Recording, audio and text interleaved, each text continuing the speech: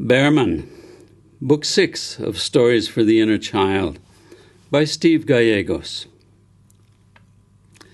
Chapter 1. The midwife told me that when my head first emerged from my mother's body, that I looked directly at her, and she felt me asking, "Who are you?" Bearman told this with a slight grin. She was surprised. She said that I then wrestled my arms and hands out and crawled my own way out of my mother's body. So eager was I to go out into the world. And you know what? I do remember that. Coming out of a darkness and seeing a strange face looking at me. What was she doing there, anyway? And where was I? And where had I been? I remember being full of wonder and amazement. What was this place, anyway? The face that was looking at me caught me in her arms and held me up to the light. The light was very bright, I remember. Then she handed me to another face that looked at me deeply, and I almost disappeared into that look that she gave me. She felt warm, and she gave me something sweet to eat. I was hungry, but even more I wanted to explore, to look around, to find out what this strange place was. I remember her smell, and it was good, and her skin touching mine was very warm, and it almost made me want to stay there, skin to skin, almost like the place I had just left. But there was an energy in me that was relentless. It still is. This energy has always been in me. In fact, it is me, and it invites me out into the world to explore with an intensity that is irresistible. I have always found places that feel good and that touch me deeply, but there is another place that always calls me, and that is the place beyond. I don't know where it is, but I feel its pull, and I go. Grandfather nodded silently, listening to Bearman's story, and David and Cornelia sat enthralled. Chapter 2. I'm told that I was a big, fat baby. I know I felt confined in my mother's belly. It was too tight. I wasn't getting enough air. I needed to be able to breathe on my own, to inhale deep, deep drafts, to expand my lungs. I feel I wanted to inhale the world, or at least all of space, yet I didn't even know what space was at the time, or the world. But I needed to move, and I began to squirm wildly, and suddenly there was an opening, just a small opening. But I went for it, even though I knew it was too small for me to get through. But isn't life like that? We see a tiny opening, and as we make our way toward it, it grows bigger until it is as big as life itself. And we know that life is giant. Anyway, I was so big and heavy that my mother was very happy to have me out. She told me this later when I was able to understand those strange sounds that I heard the big people making. I couldn't figure them out at first. They seemed to have nothing to do with the world, but were some kind of strange sing-song that people made to each other, just like the birds, only not so pretty. But soon I also started making those sounds. I tried them all. And many times the big people just smiled or laughed at me, but I didn't mind. I laughed along with them. My heart was happy when I saw people happy. But I also saw the birds happy, and all the little animals that were around. Many times I was aware of the presence of animals when the big people weren't, for whatever reason. The big people always seemed to have their attention in a place that I didn't know about. I later learned that that place was the place called tomorrow, or later. But for me, there was only right now, and right now was bigger than anything. And in fact, it still is. So I wriggled and moved as much as I could, but somehow I couldn't reach the places that drew me. But I felt that if I squiggled around enough, I would eventually get to where my eyes and feelings wanted me to go. And guess what? It worked. Although it was not so quick as I would have liked. Movement at last, directed movement. It felt so good and fulfilling. And then I knew I could go anywhere I chose to go. And the woods and the trees and the forest called me and pulled me. I always felt the forest was my true home, and I knew that a large part of me was tree. But there were lots of other parts as well, believe me. Chapter 3. I liked people well enough, and I always enjoyed being with them and around them, but I also loved being with animals. I always have. I always felt that the animals understood me, and I somehow felt that I understood them. This wasn't an understanding like when someone says something and I know what they say. It was more like an understanding that was there beforehand, like the understanding preceded anything we did or any sound we made. It was just there, kind of like the earth is here under our feet as something given, and even if we don't notice it, it holds us. I've always known that there's something bigger than me holding everything together, holding me, holding you, holding all of us, just like my mother held me in her belly before I crawled my way out into the bigger world. But that doesn't mean I can just be content being held. No, I still have to move, to go out, to discover, to know new things. And this movement out into the greater dimensions is also part of being held. Maybe you think I'm a bit crazy, but I think that moving into the larger realm and discovering and getting to know the vastness of this place where we find ourselves is also a being held. Whatever this place is, and I don't know that I will ever really know that, it not only holds us, but also constantly draws us forward into that which we do not yet know. But maybe these are just the ruminations of man that also thinks he is more bear than man, still more animal than human, and bigger than this flesh that he needs in order to be here now, Bearman said with a chuckle. Chapter 4. It was a gathering that had not been anticipated. Bearman was holding forth in front of a small audience, and it was not a thing that he was used to. His place was usually one of action, of doing, of being out in nature, and even then he was usually alone, or at least with only one or two other people, helping them awaken to the subtleties and the wonders and mysteries of the world of plants and animals and the natural places of the earth. So to be holding forth as if he were a teacher was a curious place for him to be, and at the same time he was enjoying it greatly. He could feel the urgency of the situation, the deep needs of the people he was talking to, and he felt himself being called to another level of interaction, one that he was certainly capable of, but one that he had not yet fully embraced. Nature was inviting him to be present at a new level of himself. He was used to having people look at him because of his size and the way he dressed in his bearskin, and also his tendency to be fully active, and he had usually drawn the attention of others. This he did not mind, but here now he was being invited to share more deeply of himself, to tell some stories about his life and to awaken in this small group of people something deeper than their presence to the mysteries of the natural world.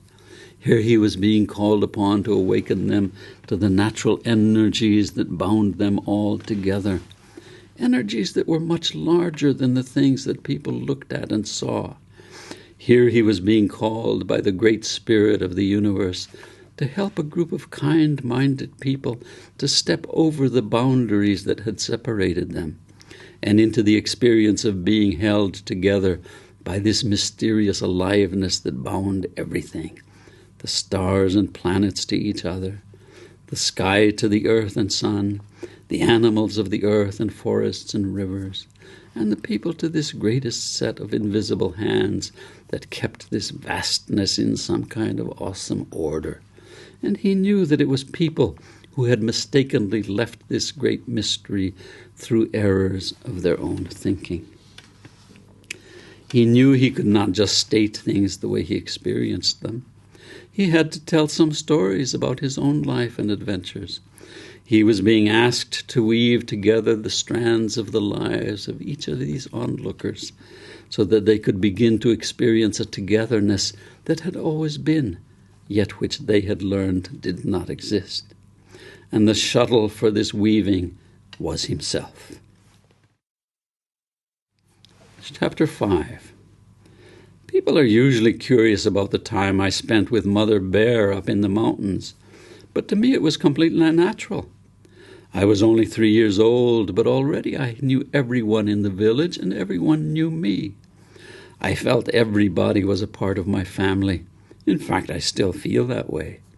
So it was not unusual for me to have breakfast at one person's house, lunch with another, and spend the night with a third family, especially a family that had children. I trusted everyone in the village, and I think everyone trusted me, for they had no reason not to. And my mother could feel whether I was in trouble or not. And usually I was having adventures, but there was no trouble. In fact, life to me was a giant adventure. It still is. Anyway, one morning I had wandered into the nearby forest. I had found some blueberry bushes, and the berries were just then ripening. I was just picking and eating them when I felt a woman standing next to me, also eating berries. I didn't think anything of it until I brushed up against her and felt how stiff the fur skin was that she was wearing. It was also quite warm and tight on her. I could also feel that she was looking at me very intently, so I looked at her. She was very big, and there was a strange smell about her. But then I looked at her face, and I realized it was in fact a bear, a very large female bear. She looked at me with the kindest eyes, and I just looked back. There was also a deep sadness in her eyes, and I knew immediately that she was a mother bear. She put her paws around me and hugged me to her. She was very warm, and I felt a wetness against my body, and when I looked I saw that her teats were dripping milk. She offered one of them to me, and since I was thirsty I took it and drank my fill. She let out a deep sigh, and I just knew that she was missing her cub. I thought she wanted me to help her look for her cub, and so I went with her, and she climbed higher up the mountain. I wasn't afraid. I had no reason to be, and she was certainly not threatening me, but I could feel she needed my company. So I went along with her. I looked to all sides and even up into trees, for I knew already that sometimes a cub would climb a tree and not be able to get back down. I don't know how long we walked, but suddenly we were at the entrance of a small cave. She went inside, and I followed her. Inside it was warm and cozy, and I realized this was her home. By then I was tired, and so was she, so we lay down and both of us fell asleep. I don't know how long I slept, but when I woke up she offered me a drink of her milk, which I gladly accepted. The milk was strong and slightly sweet, and it tasted really good. The next time I awoke it was already dark, and so I just snuggled against her warm body and continued to sleep throughout the night. The next morning we awoke with the sun, and she went for a walk to a nearby stream and drank her fill of water. I drank some also, but I did much prefer her milk. Then we hunted for some berries, and we found a wild fig tree, and we just wandered for the rest of the day. Now that I look back on it, I realize she was showing me her territory so that I could feel at home in it and know the space that it was her job to protect. And I knew that she would also protect me if there were ever any danger. I stayed with her for several days and got to know her territory as if it were my own, and I think that was her purpose in showing it to me. Now, looking back, I realized that she had adopted me, and that she was teaching me to be a bear, and in fact I have felt myself to be part bear ever since that adventure. Eventually I felt my own mother very strongly present, and so I hugged Mother Bear and told her that I had to leave to go back to the village. She understood me as if she knew the language that I spoke, but our real language was a language of feeling, and I also knew that she fully accepted my return to the village. Ever since that time I have visited her regularly, and now I think of her more as Grandmother Bear. When I returned to the village, everyone was happy to see me, but they held their noses, and my mother quickly took me to the sea and plunged me into it, and I knew that I smelled strongly of bear and of Grandmother's den. Everyone was interested to hear my story since I had been gone for 3 days. But to me it was not a story, but just the recognition that my family was much larger than the village. Chapter 6. I still visit Grandmother regularly, and she tells me what's been happening in the forest. "Does she talk to you the way you talk to us here?" inquired Cornelia. "She doesn't make the sounds that we people make, but she has her own sounds. Her sounds are full of feeling, whereas ours are mostly full of ideas and memories or anticipations. Grandmother Bear is always just where she is. She lives right now, but her awareness is great big. She is at home in the forest and the mountains, and her awareness is not confined to her body, the way most people think theirs is. Her awareness fills the forest and knows what goes on in it. But the knowing is more of a feeling knowing, and that is very much how we talk to each other. But her imagination is also in touch with my own, and you could say we visit in our imagination when we talk, and that is where we share our feeling. Feeling is a big energy, and that is where the imagination communicates. Or maybe it's the other way around, I really don't know, at least not in the language that we people speak. "And do you still visit her?" asked Mother. "Oh, yes. She is old now and doesn't travel as much as she used to, but her awareness has continued to grow. And she tells me that that is what growing is. Our body might stay the same size, or perhaps not, but our destiny is for our awareness to continue to grow throughout our lives, until it can move around and our body doesn't have to. But unfortunately, many people prefer to keep their awareness bound up in a pattern that they think makes them feel good or feel safe at least, even if not good. But that is a restriction of our normal way of growing. It is a confinement of something that should be free to become as large as it was meant to be, and eventually to merge into this great awareness that we call the universe. But most people have learned to fear that, and so they shrink themselves out of fear. Myself, for some reason, I have never been afraid. Oh, I have felt fear. And when I do, I let the energy of that fear inform me about the situation at hand and fill me with the appropriate action. But I don't cling to fear by avoiding it, the way many people do. Animals respect fear. Fear is information about the situation, and it should energize us to act. But many people have learned to fear fear, and so misuse it in a circle of avoidance until their lives are very small and confined. "Was that grandmother that you first took me to meet up on the mountain?" asked David. "Yes, that was grandmother, and she smelled you and your energy. She felt you were too clean and that you were trying to hide your real smell, but she knew you were good people and that you had come to return to your true nature, and she knew you had learned to hide behind your cleanliness." "But you didn't tell me that then," protested David. "You had enough to learn at the time about just coming back to being comfortable being naked," laughed Bearman. "But if I had tried to talk to you about how you smell, you would have tried to cover your body again. You would have worried about your own smell rather than letting yourself wake up to the presence of the mountain and forest people and how they smell. Haven't you ever noticed how when animals meet, the first thing they do is smell each other?" Chapter 7. Bearman looked around at the small group that was sitting attentively in front of him. He looked clearly at each one as if searching for something. His gaze continued on slowly from one to the other, and each person that he looked at felt both embraced by his look and also a slight bit afraid, and Bearman seemed to be noticing this fear. "I see that each of you carries a bit of fear, and I wonder why.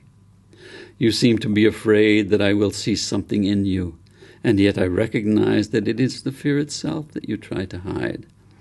But your own thinking is busy making excuses, trying to figure me out, rather than just being here, present with me, as if you are trying to second-guess me in order to keep your fear at bay. You think the important thing is to know what you're afraid of, so that you can stay away from it. But that's just another way of trying to hide your fear. You don't need to know what you're afraid of, for that is just your subterfuge. What you really need to know is that you are afraid. Fear can be such a sneaky thing. They all looked at Bearman with a kind of shyness, as if he were right on target, acknowledging that he was right, but not quite knowing how to be. If you're afraid, the best thing to be is just that, afraid. For trying to be something else would just be false. And being false is our greatest impediment to being the fully human animals that we are. The small group just looked at Bearman wide-eyed. When you're being false, then that means that you have lost trust in yourself. But what else do you have? Your own being is one of the most important gifts that you've been given by this great mysterious.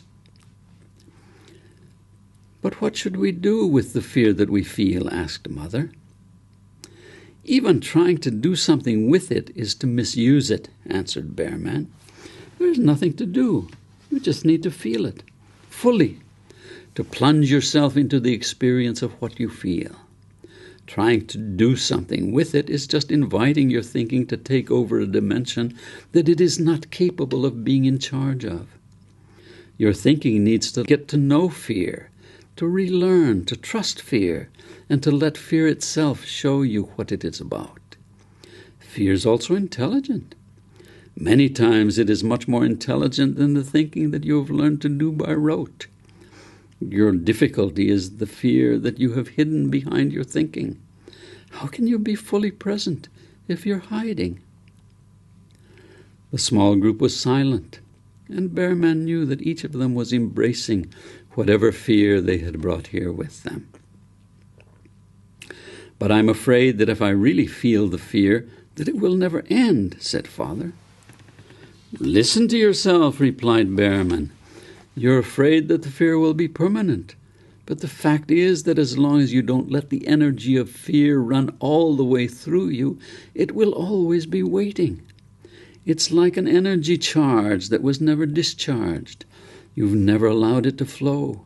Maybe because when it first appeared in your life it was too powerful, or else you were not developed enough to really let it be experienced fully. But the fear will wait. It has tremendous patience, and it waits until you are ready. You may not want to let it flow, but it will keep nudging you until you do. So fear waits until you are mature enough to recapture that energy that has been frozen in avoidance. And fear lets you know that you are mature enough by its constant nudge. Take some time with fear. Give it some room and time in your awareness. Let yourself welcome it, even though it has been knocking at your door for a long, long time. Invite it to share with you its power. You need to learn how to harvest the tremendous energy that has been held at bay and let it return to your overall pool of energy aliveness. Only then can you move ahead. Otherwise, you will spend your life in avoiding something that you yourself are carrying around. And do you know how much energy that takes? Father was overwhelmed to hear all this, and he realized that he had been misunderstanding fear all his life rather than just feeling it. Suddenly he began to shrink and shrivel, writhing around on the floor. He looked like a small boy in a tantrum, and he emitted small mewing sounds, almost like an infant that had been hurt. Good, good, said Bearman. Let it through. What tremendous power you've been carrying, but it was all hidden away behind this wall of control. Now open up fully. Let that powerful energy return to its place of equilibrium within your aliveness. To Father it seemed like hours, but to the small group observing it only took a few minutes, and the release of energy was fully tangible to all present. It felt to them like something very tightly held together for many years had suddenly relaxed and freed an energy that had been held in a frozen state. There was a great feeling of freedom and harmony among the small group, and of relief and release. The Father opened his eyes, looked round at them. There was a new softness and tenderness in his gaze. "I've never really told you how much I love you, all of you," he gently said. Chapter 8. Grandfather gently poured the tea that he had been brewing and handed them each a small cup. Father thanked him profusely and took a small sip, but the tea was still quite hot. Each person held the tea. There were no handles on the small bowls, so the tea was shuffled from one hand to the other until it had cooled enough to be drunk. The timing was perfect, for it took the attention away from Father and let each person focus on his own hands and the warmth of the teacup. As they gently sipped the tea, Cornelia asked, "Bearman, when did you first meet Grandfather?" It was a question that seemed to also have been generally present.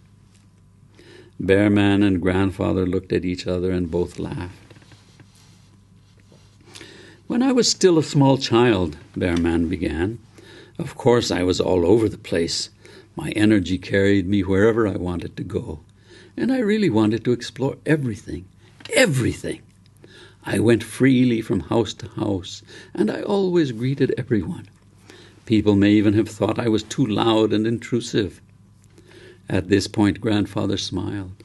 Bearman was like a little ball of dust that was never still, and the entire village enjoyed watching his actions and wondering where he would get into trouble next. "I never got into trouble," Bearman protested, "but I did have plenty of adventures. I felt everyone in the village was friendly but extremely slow. I wanted to do everything at once, to be everywhere at the same time. Everyone was aware of me, and I enjoyed that. There was one old man who looked at me different from everyone else. His eyes seemed to go along with me wherever I went. I certainly did not feel judged by him. He was enjoying my exploits as much as I was, and I could feel his own enjoyment accompanying me whatever I did and wherever I went. I felt I had a friend always with me, a friend who didn't judge me, but who participated in everything I did. I enjoyed his presence. One day I felt especially good, and I walked directly up to this old man and said, "I like you." He seemed surprised to hear this, or perhaps surprised at my brashness, but he just looked at me deeply and softly and said, "I like you too." He had a presence that was not unlike Grandmother Bear, but much less fierce, and just as caring. I asked him, "Are you Grandfather Bear?" He laughed out loud and said, "No, I'm just Grandfather." By then, of course, everyone knew about my visit to Grandmother Bear. In fact, some had begun to call me Bear Boy, and others called me Boy Cub. I enjoyed this, and really felt myself to be part bear. But it was only Grandfather who really began to ask me deeply about my visit to Grandmother Bear, and to take a serious interest in the things that I told him. He knew my stories were real. It felt to me that this old man could see deeply into who I was, or who I am, because he still does it, and it feels warm and refreshing to be seen so deeply. You see, in life there's nothing to hide. All of life is good. Of course, other people would look at me and also ask questions, for it seems I was very entertaining to the entire tribe. But this old man saw me in a different way, as if he could see things about me that I didn't know yet, but eventually would discover. It was only when I was quite a bit older that I realized he always saw me in my wholeness. Chapter 9, Wholeness. Wholeness is difficult to talk about because in order to talk about it, we have to break something down into its parts. That's what words do. Words break things into at least two parts. Even the word wholeness is dependent upon something that is not whole in order to convey its full understanding. So whether we realize it or not, words are always comparing. But wholeness is something that cannot be separated. For to separate it is to destroy its wholeness, don't you see? At this point, some of the group were beginning to get restless, and Bearman knew that they were having difficulty with what he was saying. Of course, there are different levels of wholeness. It all depends on what we are talking about. Now people were really squirming. But we can simplify it a little by limiting what we're talking about right now at the beginning. Take a hand, for example. A hand has its own wholeness. The thumb and four fingers, the palm, and everything that makes up a hand. A hand is its own wholeness. But it really cannot be a hand unless it is also connected to a wrist and arm. And the arm must be connected to the hand at one end and a body at the other end. At least if we're going to include the aliveness as a part of the hand's wholeness. So each thing that we talk about as being whole is really whole only when it is fully connected to those things that are also a part of its wholeness. So we keep on connecting until there is nothing left to connect. But by then everything in the universe is connected, and that is wholeness. So you see, you can only really step into your own wholeness when you realize that you are also connected to everything in the universe. But maybe it's time for a short walk right now. To the relief of all the others, except for Grandfather, who had been greatly enjoying Bearman's discourse, as well as the discomfort that others were having in fully following what he was saying, everyone stood up and stretched and followed Bearman outside. It was only a short walk along the path from the longhouse to the edge of the forest, and it felt good to breathe the cool air and to move their bodies. Bodies always need to move, Bearman said. When we're deeply focused, our body can stay very still, like a cat who is on the hunt. Did you ever notice that when a cat is very still, its awareness is still searching? The stillness is a part of its mode of hunting. But stillness is not enough. When its bounty appears, it needs to move with precision and quickness. So movement is also a part of the stillness of our focused awareness. And now we're moving after you have sat so still and quietly while I answered your questions. They had not entered far into the forest when Bearman suddenly stood stock still. He lifted his face into the air and sniffed. Then he took a few more steps and stopped, and indicated to the group that they were also to stop. Then he said in a very low voice, "I have wanted you to meet my teacher and my mother." And suddenly before them stood a massive bear very quietly. And they realized that she had been there all along, but in her stillness she had been essentially invisible. Although she didn't even move her eyes, every person there felt that they were being deeply seen by this large female bear. A shudder of anticipation ran through the group. Please don't make any sudden moves, for in this stage she is very, very sensitive to movement. She's like the cat I spoke to you about. I have told her you're my friend, so at this point she trusts you because she trusts me. But she's also an ancient huntress, so please don't do anything that would make her think you are prey, Bearman said with a smile. The entire group stood completely still. Then Cornelia said softly, "But I didn't hear you say anything to her. How did you tell her about us?"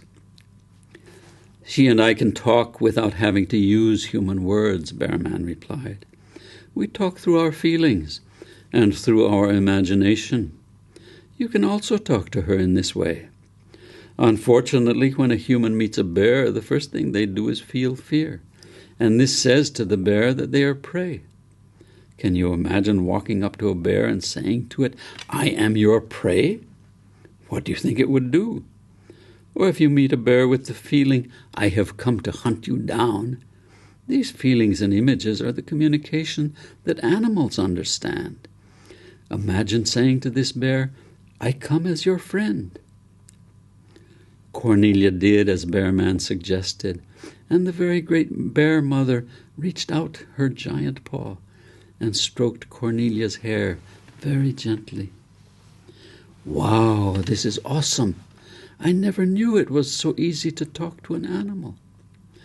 "Yes," answered Bearman, "we think so highly of our own language that we never go beyond it to communicate the way all animals do."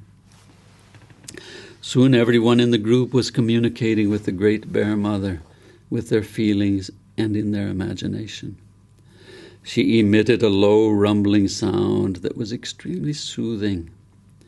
"This is the very first time she has ever been talked to by a group of humans," Bearman said. They spent some time with the great mother bear, feeling deeply welcomed and welcoming like they had never felt before in their lives. Now you're beginning to get a sense of wholeness. And Father especially was feeling something that seemed to be like a ray of warm sunlight from a very ancient time. Something that had been deeply buried inside of him was saying to him in the language of the animals, "Here I am, and I have always been here."